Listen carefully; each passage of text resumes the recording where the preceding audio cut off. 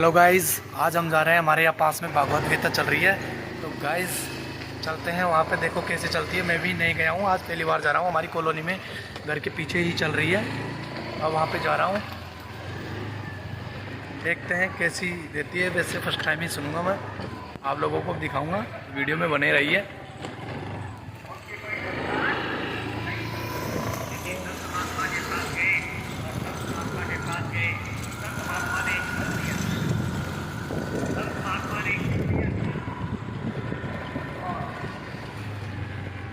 और जा रहे हैं हम कहीं पे। दोनों पत्नियों में प्रेम था। दोनों पत्नियों में प्रेम था। राम की राक्षसी के द्वारा संधि करने के कारण जरा क्यों नहीं देते। कन्हैया मुस्कुरा रहे हैं और शिशुपाल गालियों पर गाली दिए जा रहा है। यहाँ पर 100 गालियां हो गई और 100 गालियां हुई तब शिशुपाल से कन्हैया बोले, बस शिशुपाल, इससे आगे अब कुछ मत बोलना। शिशुपाल बोला, बोलूंगा तू मेरा क्या बिगाड़ लेगा। अरे रण छोड़, तुझ में तो युद्ध करने की भी शक्ति नहीं है। और जो ही ऐसा कहा, भगवान का सुदर्शन चक्र निकला और शिशुपाल का सर धड़ से अलग कर दिया। शिशुपाल को गति बता,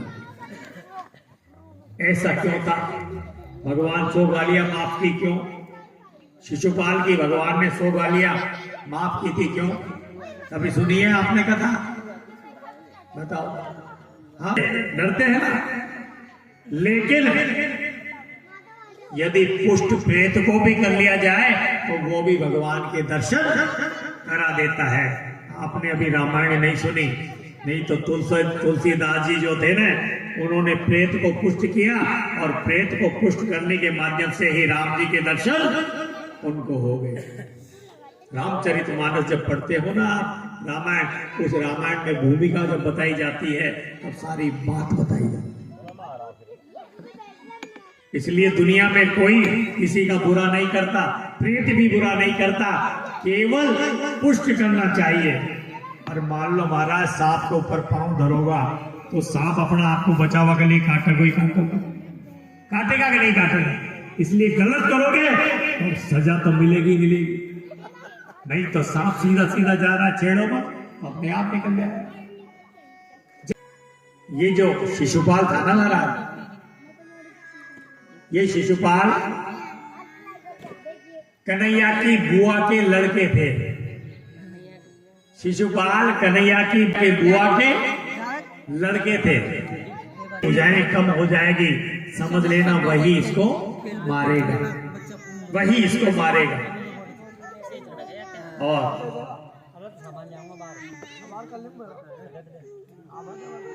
जब ऐसी बात हुई तो इसकी मां ने सबकी गोदी में दिया, लेकिन बुझाई कम नहीं हुई। उस समय कन्हैया नहीं थे। जब कन्हैया आए तो कन्हैया की गोदी में जो ही शिशुपाल को दिया और बुझाई कम हो गई। बुझाई कम हुई तो यहाँ पर शिशुपाल की मां कहती है कन्हैया की बुआ, ओ लाला, ओ कन्हैया, तुम मेरे लाल को मारेगो, तुम मेरे लाल को मारेगो। कन्हैया बोलते हैं, बुआ, मैं इसकी 100 गलतियां माफ करूंगा, मैं इसकी 100 गलतियां माफ करूंगा। बुआ मान गई कि 100 गलती तो ये करेगा ही नहीं। मन में था कि 100 गलती तो ये करेगा ही नहीं। और आज 100 गलतियां की, 100 गालियां यहाँ पर बकी, 100 से ऊपर जो ही बकी, भगवान ने उसका सर से अलग। समझ में आ गई बात। अब राजसूय यज्ञ किया और दृष्टि भंग हो गया दुर्योधन, और उसका मान भंग हो गया। कहते हैं अब शब्द उसने बोल दिए। शाल से युद्ध, भगवान श्री कृष्ण का दंतवत और विदुरथ, उनका वध, बलराम जी द्वारा सूत जी का वध, ब्रह्म हत्या का निवारण और उस निवारण के लिए तीर्थ चले गए तीर्थाटन की। परीक्षित जी कहते हैं सुखदेव जी से, हे मुनिवर, मैंने अब तक जो कथा सुनी भागवत जी की, इस कथा को सुनने से तो मुझे ये लगता है कि भगवान ने अमीरों पर ही कृपा की है, भगवान ने राजा महाराजाओं पैसे वालों पर ही कृपा की है।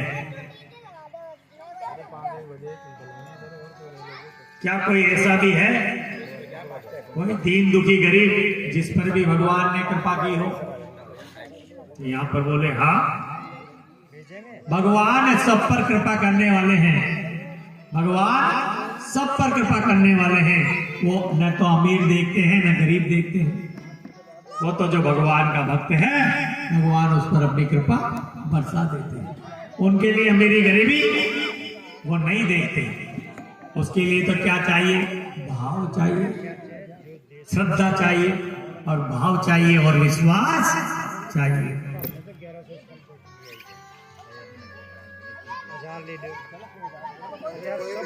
और भगवान प्रसन्न हो जाते नहीं होते।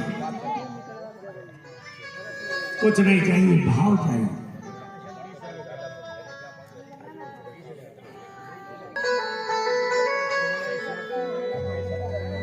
हो मिट जाए तुलसी तल पे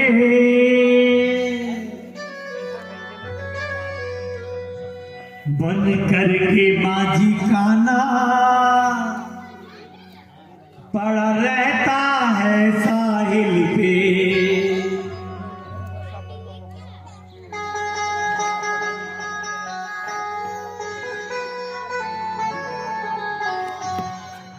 जो सच्चे मन से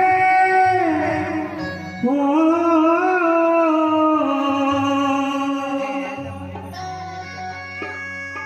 जो सच्चे मन से इनको अपना मान ले प्यारे,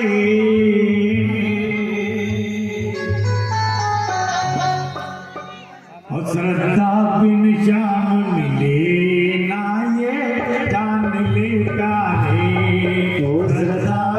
श्याम मिले ना ये जान ले प्यारे।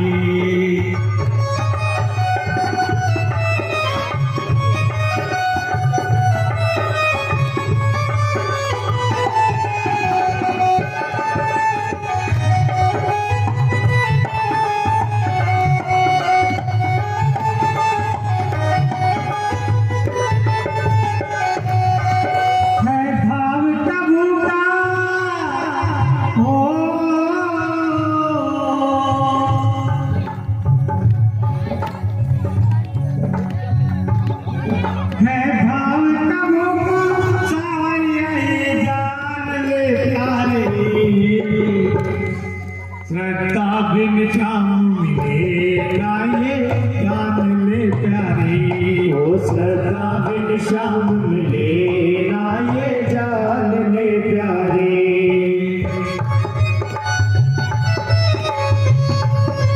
ओ हे भाव का तो भूखा, हे भाव का भूखा,